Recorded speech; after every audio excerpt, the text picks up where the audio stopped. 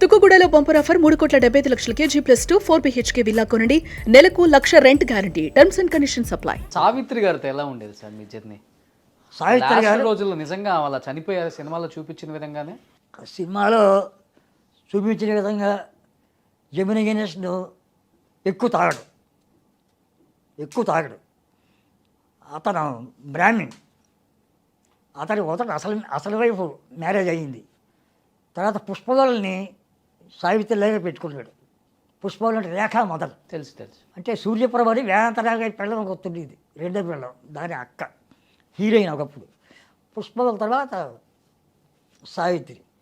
సావిత్రి కావాలనే జమినీ గణేష్ ట్రాక్లో పడేసాడు. అతను పగల కూడా షూటింగ్ లేకపోయినా మేకప్ వేసి తిరుగుతాడు. షూటింగ్ లేకపోయినా జమినీ గణేష్ జీవితకాలం మేకప్లోనే డ్రైవ్ చేసుకుంటూ బయటకు వస్తాడు. అందరికీ తెలుసు, అది మెడ్రాస్లో అందరికీ తెలుసు. అతను మేకప్ లేకుండా ఉండలేడు. ఆస్తుల కోసం ట్రాప్ చేశారా లేకపోతే? కావచ్చు. అంటే ఆస్తి అతనికే ఆస్తుంది. అతనికి 7 కూతుళ్ళు 6 కూతుళ్ళు ఉన్నారు. డాక్టర్లు ప్రొఫెసర్లు అలా పనిచేస్తారు. అతనికి ఏం లోటు లేదు. ఆస్తి కోసం కాదు. అతను ఒకసారి ఒకటి అయిపోతే ఇంకొకటి. ఇప్పుడు కొంతమంది స్వీట్స్ జిలేబీ తింటారు, మళ్ళీ వెంటనే ఇంకోటి చనిపోతేస్తుంది. జిలేబీ కాకుండా ఇంకోటి తింటారు. అలాగే రకరకాల మనుషులు ఉంటారు మనస్తత్వాలు. ఒకడు మందు తెగ తాగుతాడు, ఒక 40 ఏళ్ళు తాగుతాడు, తర్వాత మానేస్తాడు. కొంతమంది మానలేరు. అలాగే వ్యసనం. ఆయనకి అందగాడని పేరు. ఆయన నేచురల్ నటుడు. ఆయన ఇలాగా కళ్ళు చెప్పి చేయడు, మామూలుగా మాట్లాడతాడు డైలాగ్. జమినీ గణేష్ నేచురల్ ఆర్టిస్ట్. మరి ఎందుకని లాస్ట్ రోజుల్లో సినిమాలో చూపించారు ఏమో టీ నగర్లో ఒక చిన్న ఇంటికి వచ్చి కోమలోకి వెళ్ళి చనిపోయారు అక్కడే అని? సావిత్రి గారు జమినీ గణేష్ మోసం ఏం చేయలేదు. సావిత్రి మందుకు అలవాటు పడింది. మందుకు అలవాటు పడితే చంద్రబాబు అని ఒక కమ్యూనిటీ ఉండేవాడు. అతనితో ఏదో ఎఫ్ఐఆర్ ఉందని అనేవారు. అని అతను అలవాటు చేసాడు అన్నారు. కానీ కాదు, నా కళ్ళారా ఏసూరుగా ప్రమాణం చేసి చెప్తున్నా, ఇది నిజం. ఇది నేను టీవీలో చెప్పలే, బుక్లో రాసే.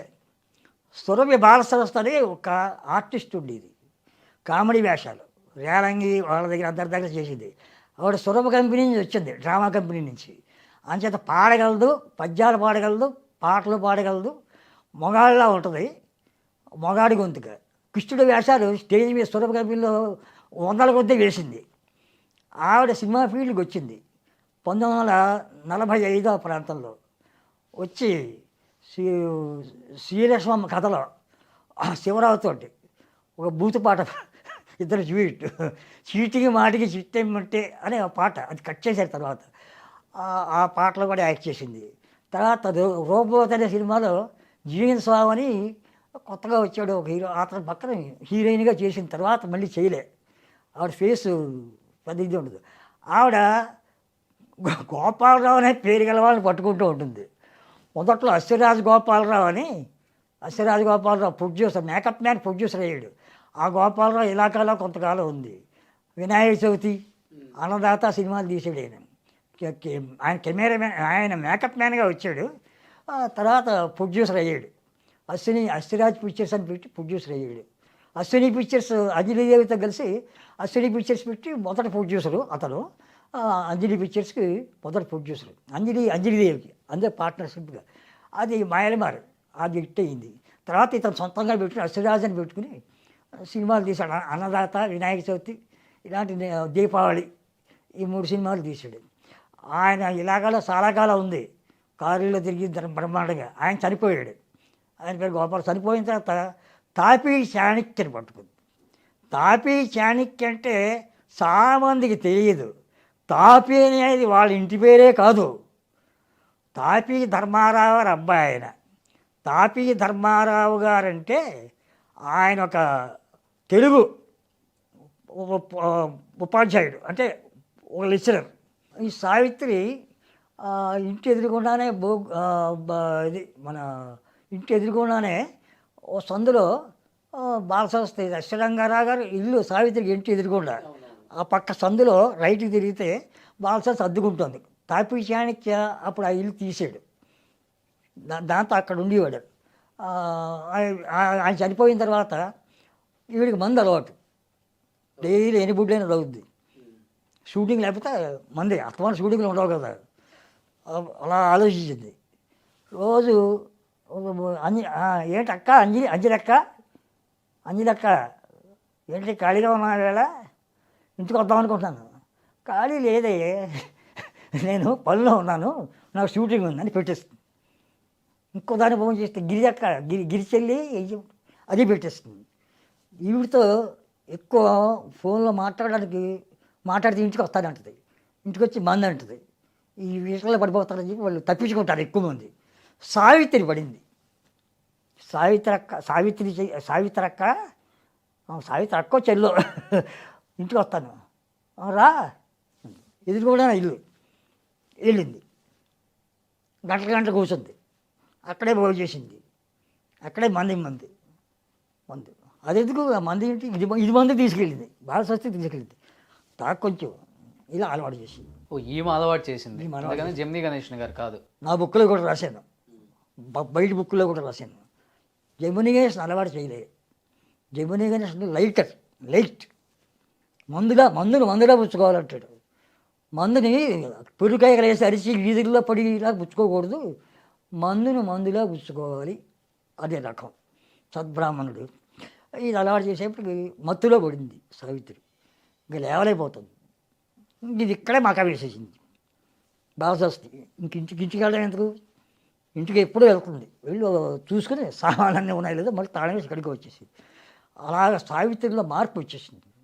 ఒకసారి బిజిన్ రెడ్డి గారు కట్ చెబుదామని సావిత్రి ఇంటికి వెళ్ళారు. బిజిన్ రెడ్డి గారు వెళ్తే ఇద్దరు పడుకొని ఉన్నారు, బాలసరస్వతి సావిత్రి మాట్లాడుకుంటున్నారు. బాలసరస్వతిని చూశాడు. ఏంటి ఇక్కడ ఉన్నావు అన్నాడు. ఏదో అక్కని చూడడానికి వచ్చాడు. రావద్దు నువ్వు,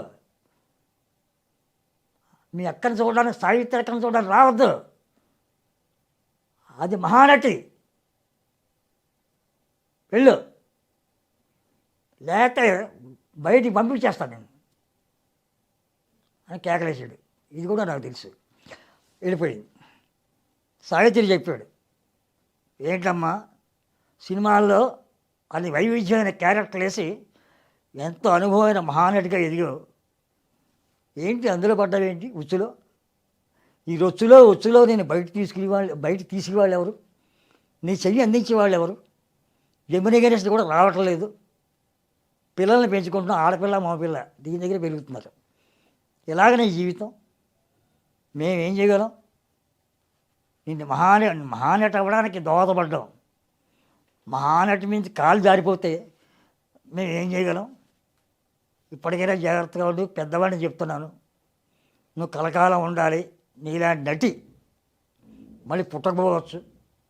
అది తెలుగు పరిశ్రమ ప్రేక్షకుల భాగ్యం. నువ్వు సావిత్రిగా నటించడం, నీ సినిమాలు చూడడం వాళ్ళ భాగ్యంగా భావిస్తున్నారు. వాళ్ళ ఆశని నిరాశ చేయకు. వస్తాను, నీకు కథ చెప్పాలనుకున్నాను, నువ్వు ఏదో మూడ్లో ఉన్నావు, వస్తాను వెళ్ళిపోయాడు. సావిత్రి కథ చాప్టర్ క్లోజ్ అయ్యింది. అప్పులు పక్కన 3 ఇళ్ళు ఉన్నాయి, ప్లాట్లు కొంది. ఓ ఫ్లాటు రావుగోపాల్ కొత్తగా వచ్చారు, ఆయనకు ఒక ఫ్లాట్ అద్దెకిచ్చింది. ఒక ఫ్లాటు ఇంకో 2 ఫ్లాట్లు బయట వాళ్ళకి ఎవరికి ఇచ్చింది. సావిత్రికి ఇంట్లోనే స్విమ్మింగ్ పూల్ ఉంది. వెండితో ఉందన్నారు, నిజమా సార్? అది వెండితో ఉండేదని చెప్పారు. అదే అవును, ఇంట్లో స్విమ్మింగ్ పూల్. సావిత్రికి ఒక సీక్రెట్ ఫోన్ నెంబర్ ఉండేది ప్రొడ్యూసర్లతో మాట్లాడడానికి. ఆ నెంబర్ ఎవరికి ఇవ్వదు. కామన్ ఫోన్ నెంబర్ అన్నీ 4 చివరికి మాత్రం 5.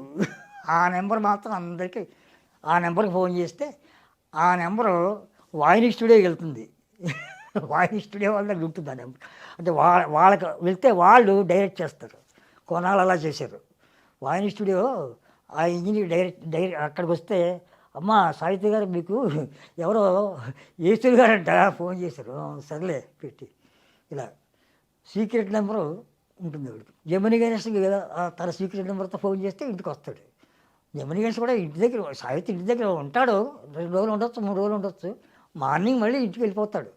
భార్య పిల్లలు అందరూ చదువుకున్నారు, గ్రాడ్యుయేట్స్, అంటే ఎంకామ్ చదివిన వాళ్ళే, డాక్టర్లు చదివిన వాళ్ళే. సావిత్రి జీవితం మారవాడీలు దగ్గర తాకట్లు పెట్టుకునే పరిస్థితికి వచ్చింది. ఆ పరిస్థితిలో కొడుకుని కూతుర్ని చదివించాలి. ఆ చదివించేటప్పుడు శోభనగారి దగ్గర హిందీ మాస్టర్ ఆయన ఉండేవాడు. శోభనగారు చిన్నప్పుడు హిందీ చెప్పిన ఆయన శోభనగారు కూడా షూటింగ్కి వస్తూ ఉండేవాడు. సావిత్రి గారితో చదువుగా అమ్మా సావిత్రి అమ్మ నువ్వు మహానటి అంటుంటాడు. హిందీ చెప్పించాలని ఆయన్ని శోభన గారు ఆయనకి ఏదో చిన్న మనస్పర్ధ వచ్చి నువ్వు బయటికి పో అంటే సావిత్రి ఇంటికి వెళ్ళిపోయాడు. సావిత్రి ఇంట్లో తనకి తండ్రిలా ఉంటాడు అని చెప్పి ఈయన పెట్టుకుంది హిందీ మాస్టర్ని. ఆయన ఇప్పుడు చచ్చిపోయి పెట్టుకొని పిల్లలందరికీ పాఠాలు చెప్పనేది. పాఠాలు చెప్పాడు. పాఠాలు చెప్పి అక్కడే పోయినాం. సావిత్రిని కొంచెం చూసుకుంటూ ఉండేవాడు. జాగ్రత్త, రాత్రి పుచ్చుకుంటే పుచ్చుకో, పైన ఎక్కువ వద్దు, ఒక పెగ్గు ఇలా అంటూ ఉండేవాడు. మీరు అలాగే అంటారులేండి అని మామూలుగా పైకి వెళ్ళిపోయేది. సావిత్రి ఎప్పుడూ మేడ దిగి కిందకి రాదు. కింద వంట ఇంట అంతా కింద. గెస్ట్లు ఎవరైనా వస్తే కిందే మాట్లాడుతుంది. మళ్ళీ మేడ మీద వెళ్ళిపోతుంది. మళ్ళీ కిందకి రాదు. సావిత్రి చాలా గౌరవంగా మాట్లాడుతుంది. చాలా ఎవరికైనా రెస్పెక్ట్ ఇచ్చి మాట్లాడుతుంది. ఎవరిని కించిపరిచి మాట్లాడుతూ అలాంటి క్యారెక్టర్. ఈ సావిత్రి శోభనగారితో సినిమా తీయాలనుకుంది. అర్ధరాత్రి 10:30 తర్వాత వచ్చేసింది. శోభనగారి డ్రైవ్ చేసుకుంటూ. అప్పుడు నేను శోభనగారి ఇంట్లో అవుట్ హౌస్లో ఉండేవాడిని. వస్తే తలుపు తీశాను. నేనే తీయాలి. ఆఫీస్ రూమ్లో పడుకునేవాడిని. నా ఫ్యామిలీ అంతా అక్కడే ఉండేవాళ్ళం. డోర్ తీసి ఇప్పుడు వచ్చాడు ఏంటమ్మా అంటే ఆయన అర్జెంటుగా పిలవాలి ఈశ్వరి గారు. ఆయన నిద్రపోతున్నారు, ఫ్యామిలీగా నిద్రపోతున్నారు, పైన ఉన్నారు, కాదు నేను అర్జెంటుగా మాట్లాడాలి. సరే బెల్లగొట్టే ఇది వచ్చి సావిత్రి గారు వచ్చి ఉత్తరాత్రి వచ్చింది కదా. దగ్గర వచ్చి నమస్కారం అమ్మ, కారు దిక్కండి, ఏంటి పని? సినిమా చేయాలనుకుంటాను. మీరు సినిమా చేస్తే నేను ఫ్రీగా చేస్తాను. నేను రెమ్యునరేషన్ తీసుకోకుండా చేస్తాను. కథ తీసుకురండి.